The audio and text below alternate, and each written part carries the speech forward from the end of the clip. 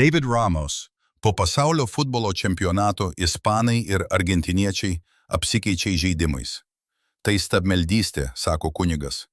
Versta iš ewtnnews.com.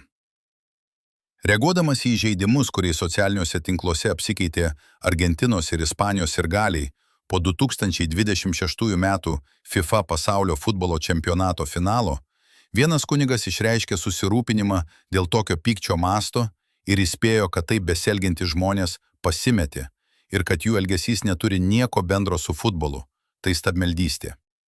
X paskelbtame įraše Getafės vyskupijos ispanas kunigas Francisco Javier Bronchalo apgailestavo, kad pastarosiomis dienomis socialiniuose tinkluose perskaitė pernelyg daug abipusių įžeidimų tarp argentiniečių ir ispanų.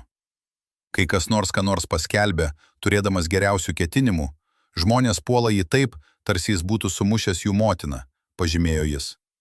Ispanijos rinktinė sekmadienį, Liepos 19 dieną, 1-0 nugalėjo Argentiną, Ferran Torres įmušus įvartį, ir tapo pasaulio čempione antrą kartą po 2010 metų iškovoto titulo. Savo apmąstymuose Bronchalo pažymėjo, kad žmogaus širdis yra sukurta garbinti, ir įspėjo, kad jei ji negarbins Dievo, ji garbins kažką kitą – sėkmę, kūną, pinigus ar futbolo komandą. Šis stabmeldystės reiškinys, tęsė jis, pakeičia liturginį giedojimą komandos himnu, garbinančią bendruomenę, sirgalių tribūna, o išganimą – titulo laimėjimu, galiausiai tapdamas religija be Dievo.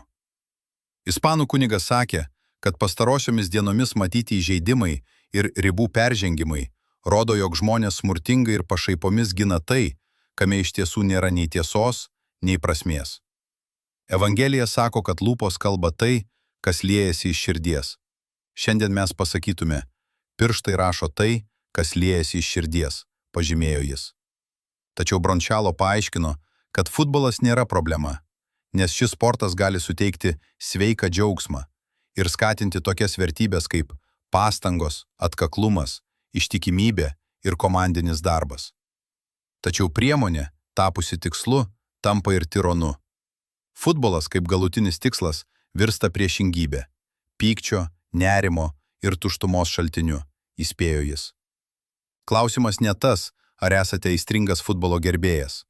Klausimas tas, kokią vietą jis užima jūsų širdyje. Jei tai priemonė, ji priartina jūs prie dangaus. Jei tai tikslas, jie įkalina jūs žemėje, sakė jis. Ispanijos kunigo apmąstymai atkartoja įspėjimą, kurį prieš pasaulio čempionato finalą paskelbė Ispanijos Orihuela Alicante vyskupas José Ignacio Munilla, kuris pabrėžė, kad futbolas turi vertybių, kurias verta pripažinti, tačiau pažymėjo, kad viena yra mėgauti sportu, o visai kita – paversti jį religiją. Vyskupas taip pat pažymėjo, kad nesugebėjimas susitaikyti su pralaimėjimu yra nebrandumo ženklas. Tačiau tie, kuriems reikia žeminti kitus, taip pat nemoka laimėti. Tikrasis sportiškumas glūdi suvokime, kad varžovas nėra priešas, o tas, kuris leidžia vykti žaidimui, teigė jis. Matydami žodinius susidūrimus socialinėje žiniasklaidoje, katalikų kunigai iš Argentinos ir Ispanijos dalijosi geranoriškumo ir sveikinimų žinutėmis. Argentinos kunigas Tomas Agustin Beroch parašė X. Sveikiname Ispaniją. Jie buvo kur kas pranašesni ir laimėjo įtikinamai. Te gyvuoja Ispanija, mūsų tėvynė, kuri mus evangelizavo. Ir sveikiname su šiuo taurės laimėjimu. Tai pelnyta. Kaip sakiau viso pasaulio čempionato metu, turime laimėti dangų, o Kristus turi viešpatauti mūsų širdyse virš visko. Šiltai apkabinu savo ispanų draugus ir visus tos didžios tautos žmonės, sakė jis.